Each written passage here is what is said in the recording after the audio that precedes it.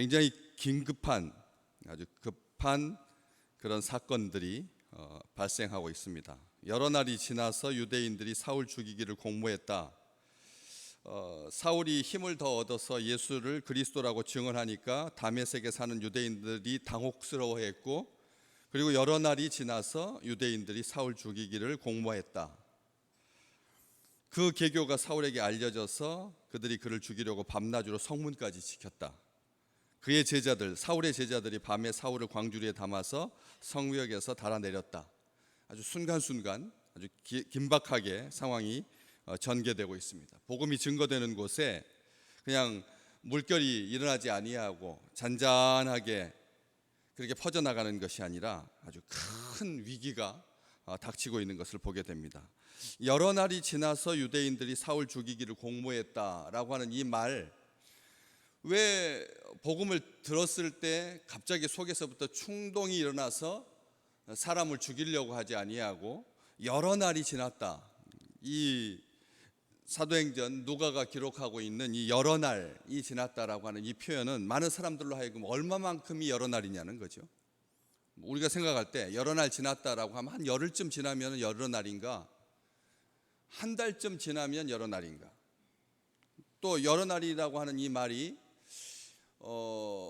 나중에 갈라디아서 1장에 보면 사울이 이 사건을 통해 가지고 이런 일들을 경험한 것이 3년쯤 아라비아 광야에 있었으니까 3년쯤 아라비아 광야에 있다가 예루살렘 교회로 가게 되거든요.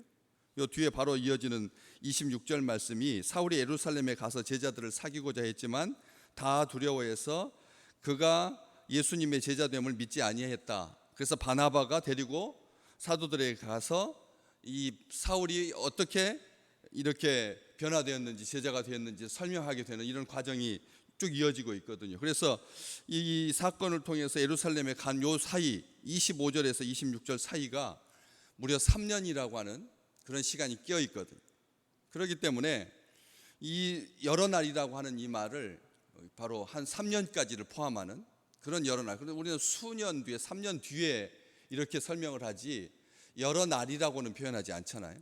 그렇기 때문에 많은 생각을 하게 하는 그런 부분입니다. 여러 날이 과연 3년까지 길게 연장되는 그런 여러 날 뒤냐, 아니면 한 열흘이나 아니면 한 2주나 3주 뒤냐, 뭐 여러 가지 생각을 하게 하는데, 왜 이런 시차를 두고 복음을 들었을 때 즉각적으로 분하고 돌멩이를 들어서 치려고 하고 신성 모독이라고 하고 예수는 하나님의 아들이 아니다라고 하고 귀를 막고 소리를 지르면서 뭐가 예수가 그리스도냐, 그리스도라면 하나님의 아들이라고 하면 나무에 달려서 죽을 일이 없지 않느냐, 이렇게 반박을 하고 즉각적으로 반응을 해야지 왜 여러 날 뒤에 유대인들이 사울 죽이기를 공모했느냐는 거죠.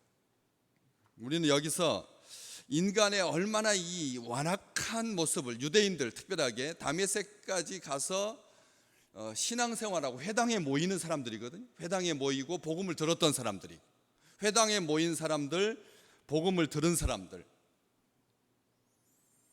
예수 믿는다라고 하는 이유로 인해서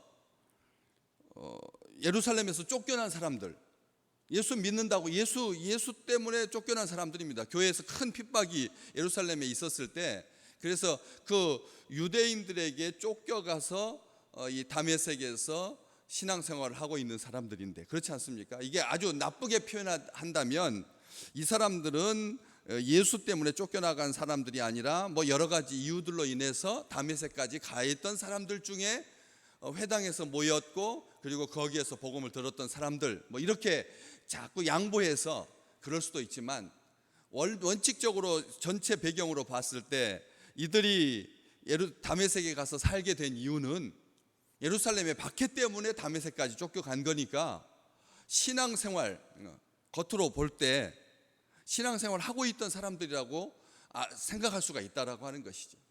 그렇기 때문에 전혀 예수에 대해서 들어보지 못하고 그런 바탕이 전혀 없는 그냥 철저하게 골수 유대주인들, 이렇게도 생각할 수 있지만, 한편으로는 그렇지 않게도 생각할 수 있다는 거예요. 다메섹에 유대인들이 많이 모여서 산 것은 맞습니다.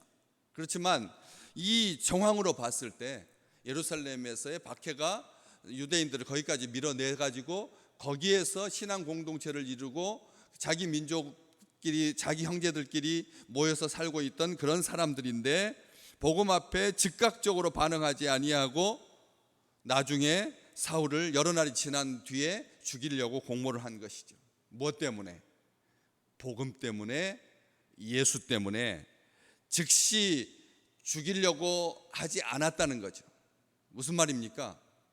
그러면 자기들이 속 좁은 사람이라고 생각되니까, 자기들이 속 좁은 사람이라고 생각되니까, 자기들이 품이 없다고 생각되니까, 어떤 사건을 딱 접했을 때 그냥 즉각 반응하는 사람들은 천박한 사람들이고, 적어도 유대인들 정도면, 하나님의 백성이라고 하면 어떤 사악한 소리를 듣더라도 좀 거스르고 좀 추스르고 그리고 참 해소한 다음에, 그리고 복음하고는 전혀 상관없이 사울이 자연사한 것처럼, 사울이 그렇게 위험에 처한 것처럼 이렇게 꾸미려고 잘 준비해서 사전에 모의해서, 어떻게 그 말이 힘을 얻느냐면 24절 말씀에 그 계교가 사울에게 알려지니라. 여기서 죽이기를 공모했던 그 사건을 누가는 계교라고 표현하고 있습니다. 계교. 이 계교라고 하는 말이 아주 교활한 계획, 교활한 계획이거든. 사악한 계획. 그냥 우리가 이 현실 세계에서 형량을 결정하는 아주 중요한 요인 가운데 사전에 공모했느냐 아니냐, 이번에 그 참 비참한 죽음이지 않습니까? 그 어린 딸과 함께 한 가족이 다 세상을 떠나게 된 이 수사계에서 무슨 촉각을 가지고 무엇을 들여다봅니까? 그 아버지 핸드폰, 어머니 핸드폰 들여다봤더니 그 디지털 화폐, 그리고 또 어떻게 하면 빨리 죽을 수 있느냐, 뭐 이런 거 인터넷에 검색해 봤던 모든 흔적들을 다 가지고 이 최종적인 사건을 판단하는 것이죠. 그러니까 사전에 이게 계획된 거냐 아니면 우발적인 거냐, 이걸 가지고 형량도 결정되고 그 사건 전체가 조망되는 것처럼, 단순하게 사울이 이렇게 위험에 빠져가지고 정말 경황 없이 그의 제자들이 밤에 사울을 광주리에 담아서 성벽에서 달아내리고 간신히 목숨을 유지하여서 예루살렘에 도착하게 되고, 이게 아니었다는 것입니다.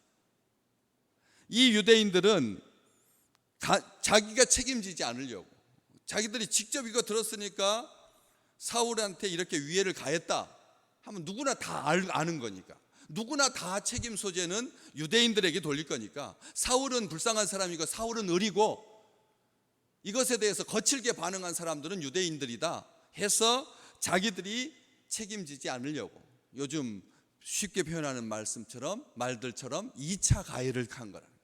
1차 가해까지는 사람들이 다 정신을 또록또록 차리고 있어서 이게 절대 해서는 안 될 일이다라고 하지만, 2차로 가해지는, 피해자에게 가해지는 이 가해에 대해서 사람들이 이제서 겨우 눈뜨기 시작했잖아요.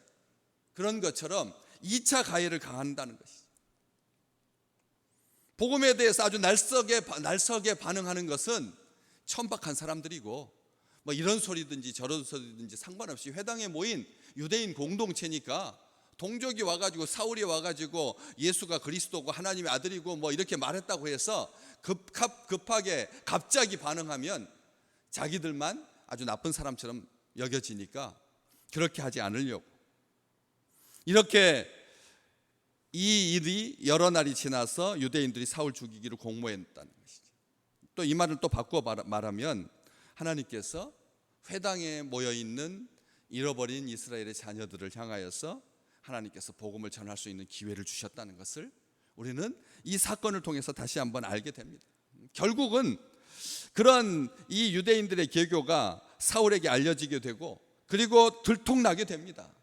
하나님께서 이게 우리가 지금 이렇게 같이 그 사건의 현장 속에서 이 일이 도대체 어떻게 전개된 거냐, 라고 하는 것을 같이 공개적으로 인터넷까지 모두가 다 확인하는 것처럼 이 일이 드러나게 하나님께서 하신다는 것이죠.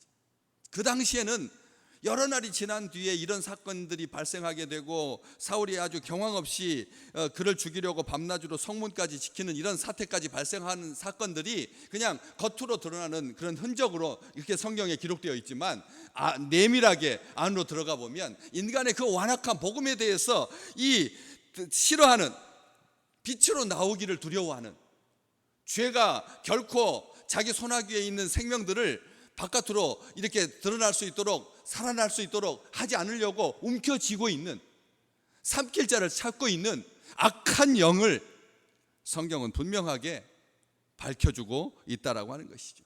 여기 이 유대인들이 그를 죽이려고 밤낮으로 성문까지 지켰다라고 하는 이 사건에 대해서 나중에 고린도 교회에 두 번째 쓴 편지에 보면, 고린도후서 11장 32절에 보면 다메섹에서 아레다 왕의 고관이 나를 잡으려고 다메섹 성을 지켰으나, 이렇게 기록하고 있습니다. 어떠십니까? 유대인들끼리만 그렇게 긴밀하게 협조해서 움직인 것이 아니라 공권력에 결탁하여서, 아레다 왕, 그 당시 다메섹을 다스리고 있었던 아레다 왕의 고관을 포섭을 해가지고 사울을 죽이려고 그가 다메섹 성을 지켰다. 정말 대단한 일 아니겠습니까? 이런 열심이라면 여러분, 온 민족 가운데서, 인류 가운데서 복음을 들었다고, 예수가 그리스도라고 하는 이 말을 들었다고 해서 자기 동족, 자기의 젊은이, 사울 젊은 청년, 예수님보다 한 5살 정도밖에 어리지 않은 그런 이 사울을 유대인들 전체가 죽이려고 자기하고는 전혀 상관이 없는 이방의 권력에까지 결탁을 해서 그의 손을 빌어서까지 죽이려고 했다는 것이죠. 정말 어마어마한 열심입니다. 뭘 하든지 이 정도의 열심이니까 온 세상 사람들이 유대인들에 대해서 아주 특별하게 생각하는 거죠. 이런 일들을 벌였다라고 하는 것입니다. 배신을 응징하려고, 신성 모독한 자를 추종하는, 자기들을 죽이려고 왔던 사울이 상황이 이제 역전되어서 사울이 쫓기게 되는, 복음 때문에, 예수 그리스도 때문에 고난을 당하기 시작한다는 것이죠. 그래서 그 제자들이 밤에 사울을 광줄에 담아서 성벽에서 달아내리게 됩니다. 참 비참하죠. 그렇지 않습니까? 복음 전하다가 이런 일을 당하니까 얼마나 비참합니까? 그런데 한편으로 보자면 이게 진짜 비참한 거냐는 거죠. 왜요? 사울을 따르는 제자들까지 생겼다는 그 짧은 순간에. 그렇지 않습니까? 여기 사울이 다메섹에 있는 제자들과 함께 며칠 있었고, 거기에서 제자들은 다메섹에 있는 예수님의 제자들이었는데, 세례를 받고 사흘 동안 아무것도 식음을 전폐하고 그렇게 있다가 음식을 먹고 아나니아가 와서 안수하여서 다시 보게 되고 세례를 받고 음식을 먹고 강건해지고 즉시로 회당에 가가지고, 이게 도대체 며칠 정도인데 그 사이에 사울을 따르는 제자들이 생겼다는 거죠. 그래서 여기에 보시면 그의 제자들이라고 되어 있습니다. 여기서 그의 제자들은 예수님의 제자들이 아니라 사울의 제자들인 거죠. 사울의 제자들이 사울을 보호하기 위해서, 그래서 광주리에다가 담아서 내린. 그런데 나중에 고린도 아까 후서 11장 32절에 그 아레다 왕의 고관이 나를 잡으려고 다메섹 성을 지켰지만 하나님께서 나를 살려주셨는데, 그 다음 절 33절에 보면 내가 광주리를 타고 들창문으로 성벽을 내려가 그 손에서 벗어났노라. 아멘. 무슨 말입니까? 제자들을 통해서 자기가 그 위험으로부터 벗어났는데 그 모든 것을 주관하시는 하나님께 영광을 돌리는 거죠. 하나님께서 오늘 또 우리 믿음의 식구들에게 사자의 날카로운 이빨 속에서 건져내실 줄로 믿습니다. 평상시보다 7배나 뜨거운 불 속에서도 여호와의 사자가, 인자 같으신 이가, 예수 그리스도께서 다니엘과 함께 하셨던 것처럼 하나님의 손이 모든 불길과 모든 사자의 이빨과 모든 전염병과 사냥꾼의 올무에서 오늘 또 구해 주셔서, 그래서 위기에서 벗어나게 하시는 하나님, 나를 사랑해 주신 하나님, 내가 그 손에서 벗어날 수 있도록 나를 지켜주신 하나님.